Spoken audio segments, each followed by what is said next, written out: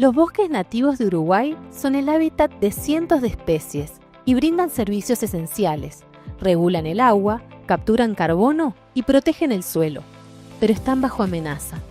Existen diversas especies invasoras en nuestros bosques nativos, pero la Gleditsia triacanthos y el Ligustrum lucidum están comprometiendo su conservación porque desplazan a la flora nativa, afectando la biodiversidad y alterando el equilibrio del ecosistema. Las especies exóticas invasoras fueron introducidas como especies ornamentales y para cercovivo. Generan alto impacto porque una vez establecidas logran propagarse naturalmente y eso lleva a cambios estructurales y funcionales del ecosistema.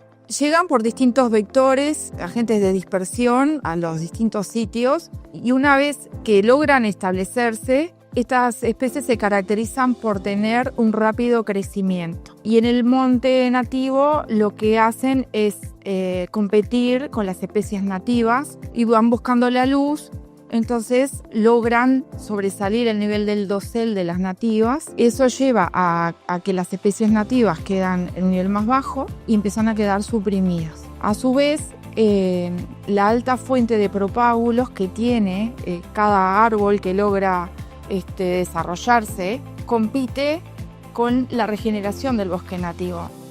La prevención es lo más efectivo para proteger el bosque nativo, pero también se puede contribuir a controlar la expansión, eliminando ejemplares jóvenes y restaurando las zonas invadidas, reforestando con especies nativas. Cada acción cuenta, desde detectar su presencia, evitar la plantación, hasta apoyar proyectos de restauración. Presta atención a tu entorno.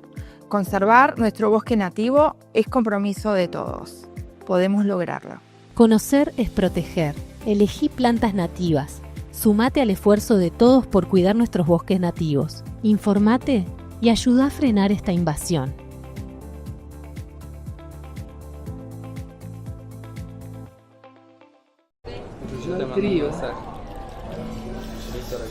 Bueno amigos, estamos en la Casa Histórica de Tucumán. Acá se firmó en 1816 la Declaratoria de la Independencia de la América del Sur, las provincias del sur, que luego fuera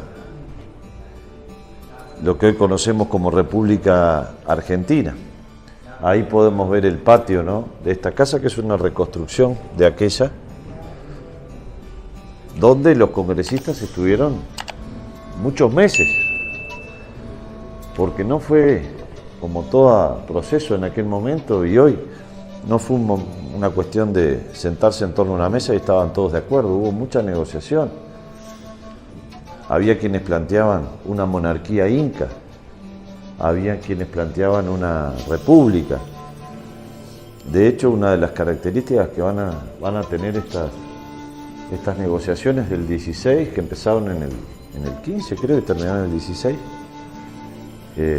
es la ausencia de las provincias del litoral, entre ellas la banda oriental. Pero tampoco participó Corrientes, tampoco participó Misiones, Córdoba, Entre Ríos. Hablamos de una discusión fuerte, un momento de hacia dónde ir una vez que se rompían las cadenas con la corona, ¿no? ¿Hacia dónde vamos? ¿Cómo nos organizamos? Las distintas provincias. Bueno, ya en 1810 había habido una revolución en Buenos Aires, pero a esa revolución le siguieron distintas formas de gobierno. Ahí está justamente representada la Revolución de Mayo. Le siguieron distintas autoridades en lo que era Buenos Aires y había distintos liderazgos. Estamos a 1400 kilómetros de Buenos Aires, zonas muy ricas, muy productivas.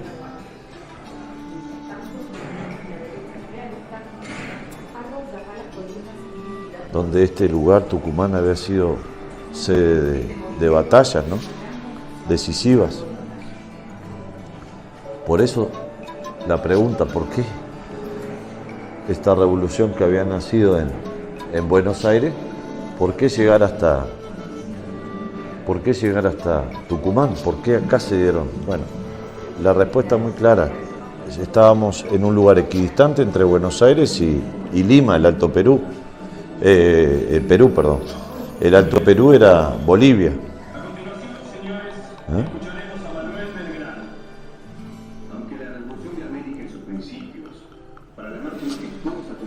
También estaba la iglesia jugando un papel. ¿Qué iba a pasar con todos estos territorios? Bueno, de eso se trataba la elección del Tucumán. De hecho, el acta de independencia de estas provincias se ofrece en castellano, quechua y aymara, porque bueno, se buscaba que las provincias del Alto Perú, lo que hoy diríamos Bolivia, parte de Perú también, se sumaran a esta alianza. ¿Por qué las provincias del sur no vinieron? Las provincias del litoral, entre ellos nuestra banda oriental.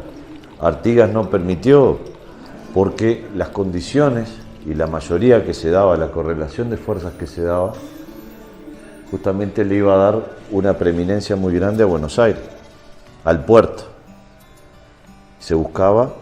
Artigas buscaba fundamentalmente mayores niveles de autonomía, de independencia para las provincias. Acá tenemos una placa o una réplica con el sello del Congreso de Tucumán. Habla de Congreso de las Provincias Unidas del Río de la Plata. Luego se transformaría para tratar de comprometer a lo que es Bolivia. Por ejemplo, se hablaría de las Provincias Unidas de Sudamérica. En 1816 no existía una identidad argentina. Se hablaba de Provincias Unidas del Río de la Plata, pero si se le preguntaba a alguien de dónde provenía, de qué país provenía, podía responder de Tucumán, de Salta, de Jujuy. Todos se veían como países o identidades independientes. Bueno, ustedes ahora están viendo la sala donde sesionaron los congresistas, que eran políticos de la época, líderes militares, líderes religiosos. Algunos de los nombres: el diputado por Jujuy fue Teodoro Sánchez de Bustamante, Juan Justo María de Oro por San Juan, por Salta participó José Ignacio de Gorriti, que también tenía un hermano, Juan Ignacio de Gorriti, que estaba en la lucha. Por Córdoba participó Cabrera, José Antonio Cabrera.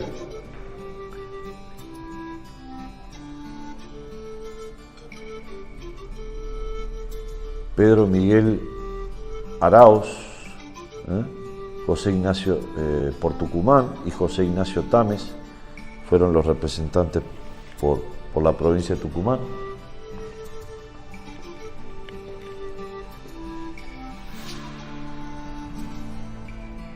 Pedro León Galo por Santiago del Estero. Bueno, hubo religiosos, como decíamos, y ahí tenemos en imagen réplicas facsimilares de el acta de independencia de los pueblos de Sudamérica.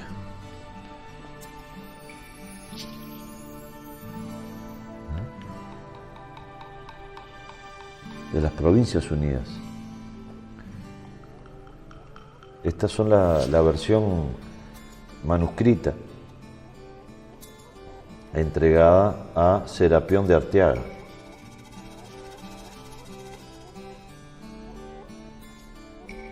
Parece que el acta con todas las rúbricas se extravió, no se conserva el original.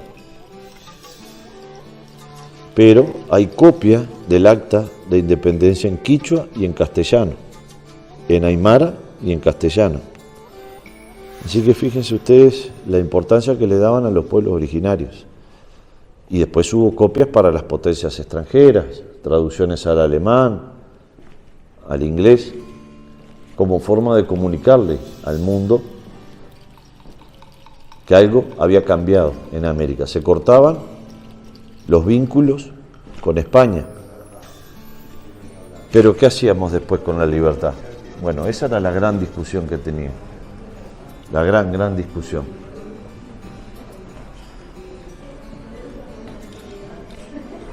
Una república, unos Estados Unidos del Sur, como también se le dijo.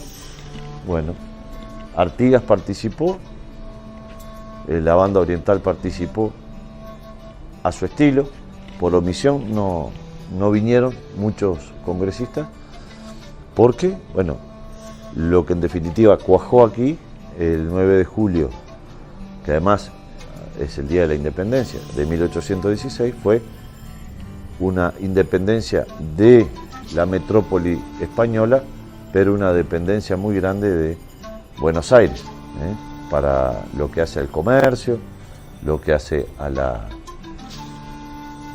las fuerzas de seguridad, ¿no? En definitiva, al control militar. Así que bueno, también en este lugar, bajo estos lapachos centenarios, se resolvió parte de la historia de lo que hoy es nuestro país, y se lo estamos contando aquí en Informe Granjero. A 150 metros de la plaza principal, en este Tucumán tan importante, ¿no? Porque, como decíamos, acá se replegó el ejército del norte para hacer un contraataque hacia los realistas que venían del norte. Hacia acá se vino la gente del éxodo jujeño, a Salta y a Tucumán. Bueno, y acá se libraron los conflictos, las tensiones de una parte importante de la historia de la República Argentina, hoy llamada República Argentina, en aquel momento las independientes Provincias Unidas de Sudamérica.